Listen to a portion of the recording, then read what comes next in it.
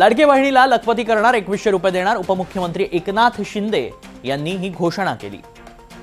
आज त्यांच्या खात्यात पैसे जमा होतात, त्यांना सही काढून ते पैसेही स्वतःच्या सहीने पैसे काढण्याचा अधिकार दिला.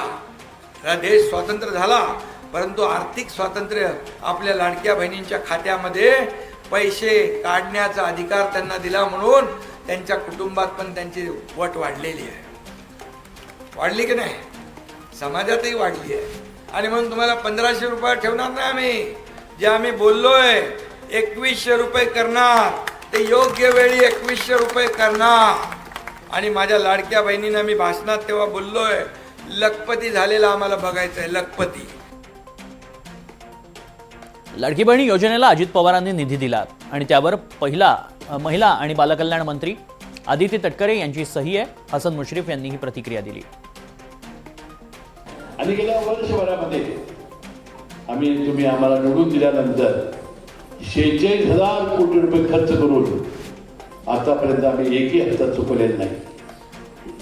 आता बघून आमचे उपमुख्यमंत्री अजितदादा अर्थमंत्री होते, त्या तिजोरीच्या किल्ल्या आमच्याकडे होत्या. या महिला बालविकास मंत्री म्हणून आदिती तटकरे या महिला बालविकास मंत्री या राष्ट्रवादीच्या आहेत. आणि खऱ्यामुळं या योजनेवर आमचा अधिकार आहे. आम्ही आता 2100 रुपये द्यायचं वचन दिलेलं आहे. तुम्ही येणाऱ्या 7 तारखेला कटाकट घड्याळचे बटन दाबा. आम्ही 2100 रुपये तुम्हाला दिल्याशिवाय राहणार नाही. तुम्हाला विश्वास नाही आहे.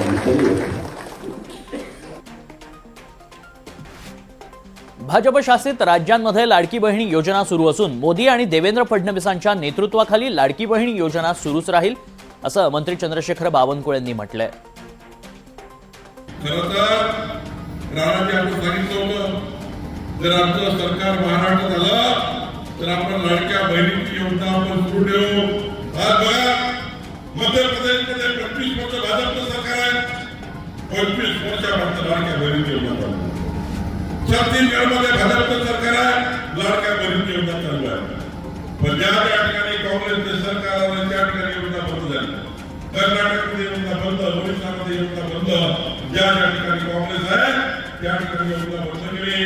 पण माननीय देवेंद्र फडणवीसांनी सांगितलं की जोपर्यंत महाराष्ट्रात भाजपचं सरकार आहे, जोपर्यंत देवेंद्र फडणवीसचं सरकार आहे, जोपर्यंत भाजपचं सरकार आहे, आमच्या लाडक्या बहिणीची योजना आम्ही चालू ठेवणारच आहे.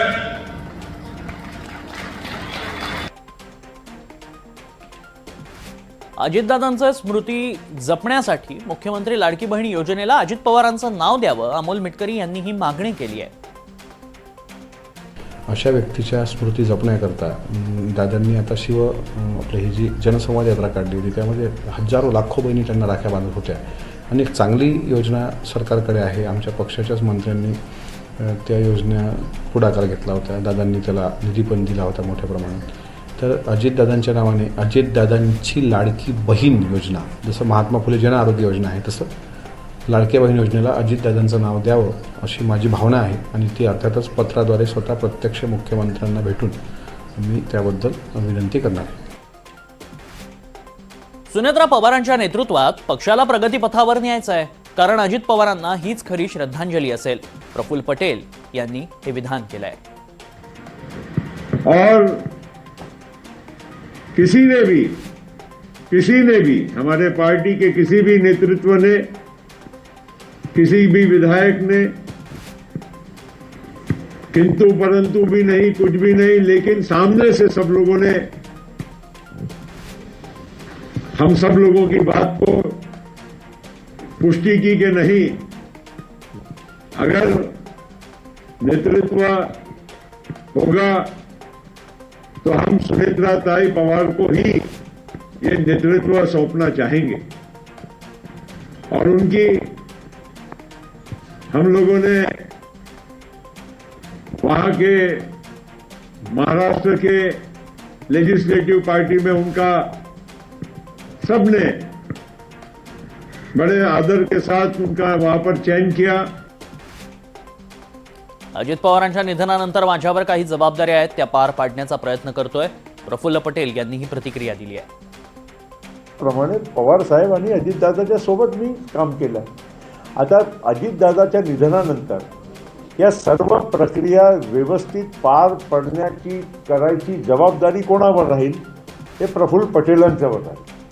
कारण मी राष्ट्रीय कार्याध्यक्ष असल्यामुळे विधिमंडळाच्या विषय किंवा राष्ट्रीय अध्यक्षांच्या विषय याला मार्गी लावण्याची जबाबदारी आणि प्रक्रियेचे पूर्ण पालन करून ती करण्याची जबाबदारी माझ्यावर आहे आणि महाराष्ट्रामध्ये सुनील तटकरे यांच्यावर आहे.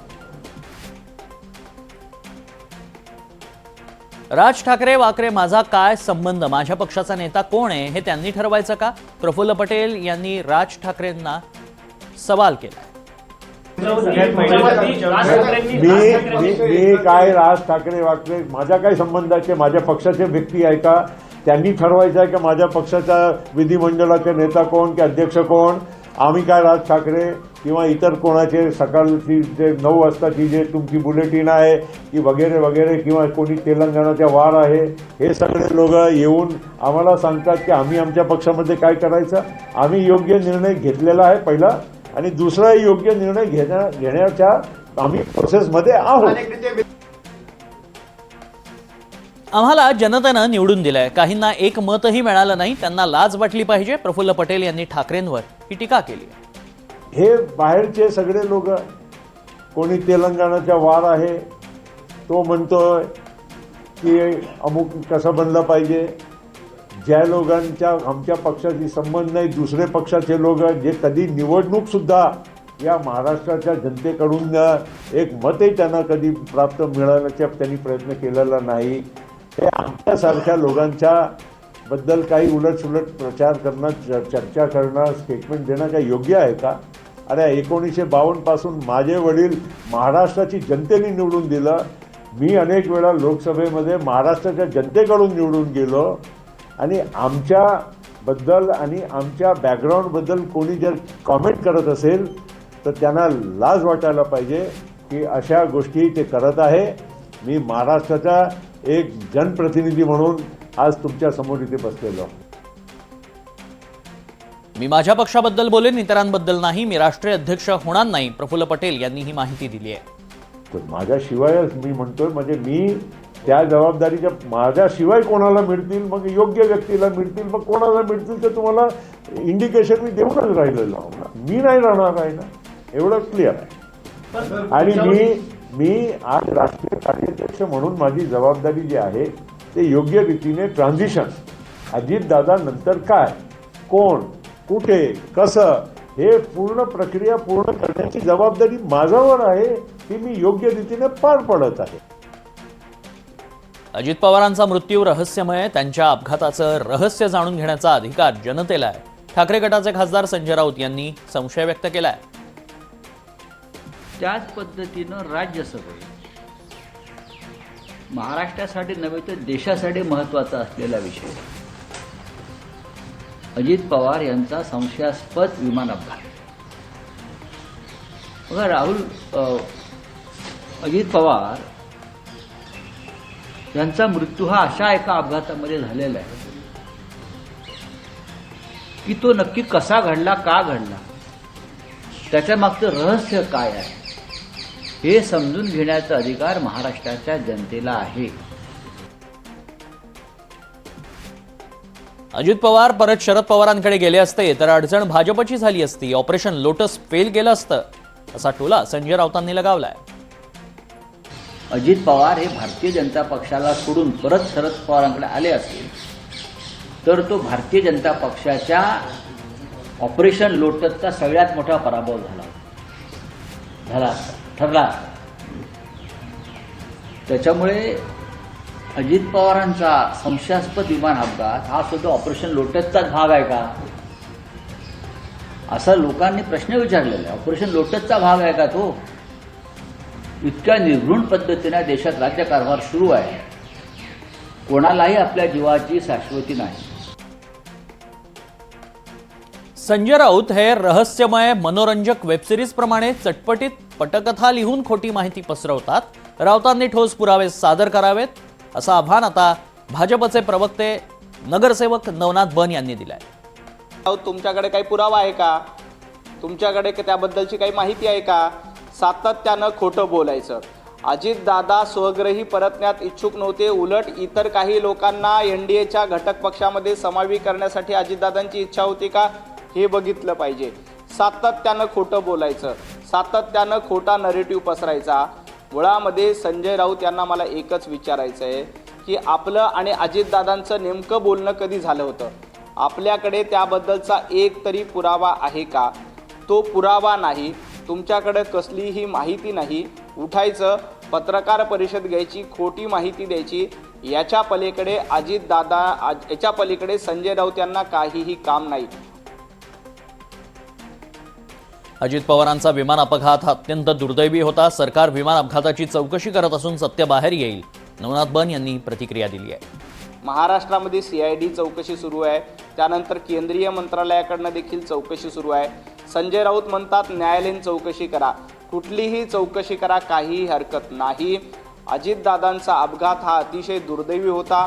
महाराष्ट्राचं यातून मोठं नुकसान झालंय आणि या अपघाता प्रकरणामध्ये स्वतः माननीय शरदचंद्र पवार साहेबांनी देखील स्पष्टपणे सांगितलंय की हा अपघात आहे, घातपात नाही. आता संजय राऊत हे शरद पवार साहेबांपेक्षा मोठे आहेत का? किंवा संजय राऊतांची बुद्धी शरद पवार साहेबांपेक्षा मोठी आहे का? संजय राऊतांची समज शरद पवार साहेबांपेक्षा मोठी आहे का? ती असेल तर मी काल देखील सांगितलं होतं, संजय राऊत यांचा भारतीय न्यायव्यवस्थेवर विश्वास नाही. ते जरी म्हणत असतील न्यायालयीन चौकशी करा अमुक तमुक, तरी उद्या कोर्टाने काय सांगितल्यानंतर ते म्हणतील की हे कोर्ट विकलं गेलेलं आहे.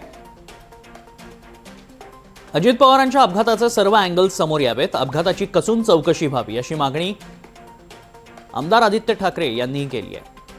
परवाची जी दुर्घटना होती त्यांनी सगळ्यांनाच दुःख झालेलंच आहे. आम्ही आत्ता ज्यांच्या घरी आलो त्या या वरळीत राहायच्या आणि अर्थात परिवाराशी भेटणं हे त्या दिवशी देखील माझं फोनवर बोलणं झालं होतं, पण मला एकदा येऊन त्यांना भेटायचं होतं आणि आज भेट झाली. त्यांना नाही नक्कीच ह्याच्यात अनेक अँगल्स आहेत, अनेक विषय आहेत. आज मी त्याच्यावर बोलणार नाही, पण मला वाटतं काल पार्लमेंटमध्ये पण ह्याच्यावर राऊत साहेबांनी चर्चा केलेली आहे. सगळ्याच पक्षाचे आमदार वेगळी मतं ह्याच्यावर मांडत आहेत. एक नक्की आहे की एक चांगला काम करणारा नेता आपल्यातून निघून गेलेला आहे आणि हे नुकसान भरून काढणं हे खूपच मला वाटतं शक्यच नाही. संभ्रम असायचा काही कारण नाही, मात्र शपथविधीला घाई झाली ही सगळ्यांचीच भावना आहे.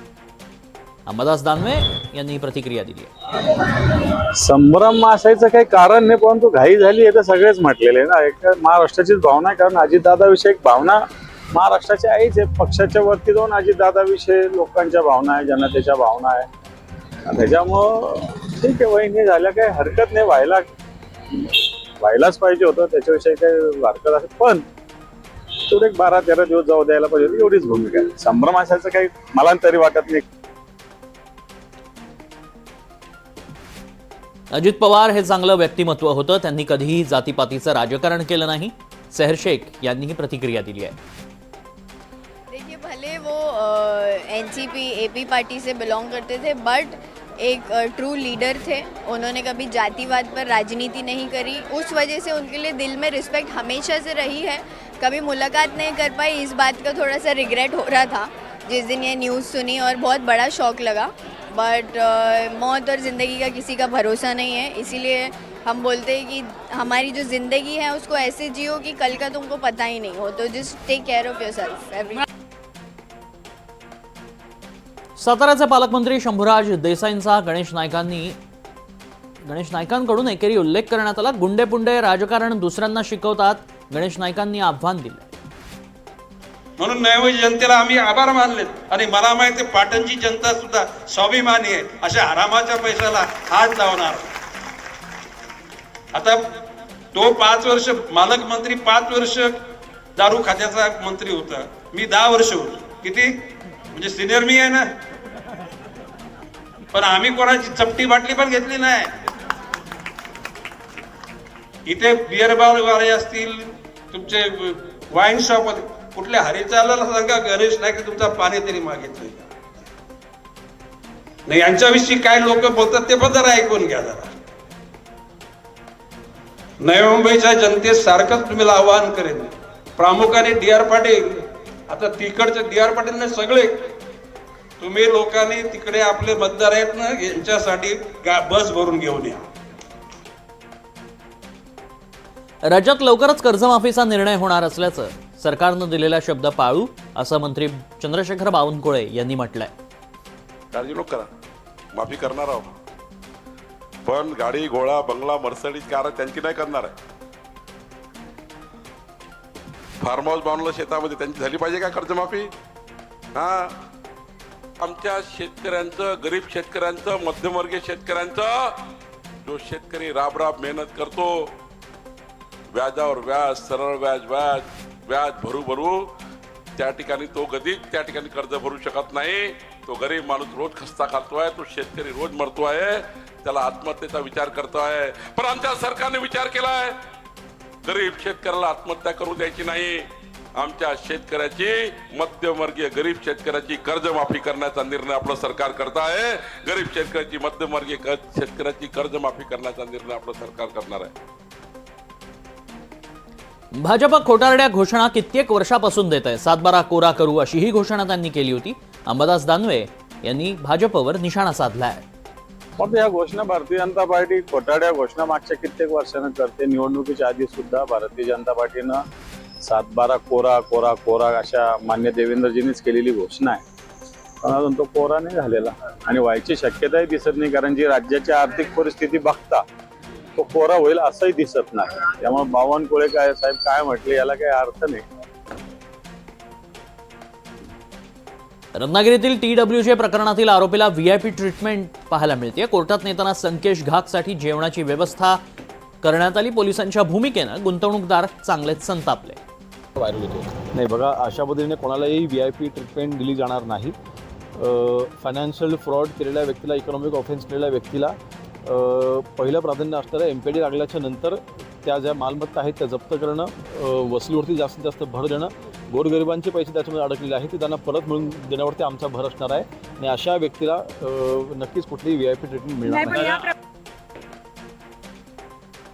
ठाणे महापौरपदी शिवसेनेच्या शर्मिला पिंपळकर, भाजपच्या कृष्णा पाटील यांची उपमहापौरपदी निवड करण्यात आली आहे.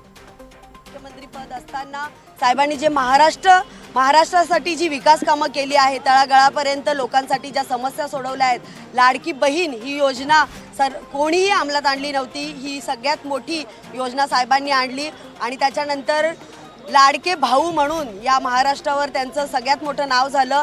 आणि आत्ता ठाणे शहरावरती 2026च्या ज्या निवडणुका झाल्या त्या निवडणुकांमध्ये महायुतीचं सरकार आलं आणि त्याच्यामध्ये आज महापौर आणि उपमहापौर बसलेले आहेत.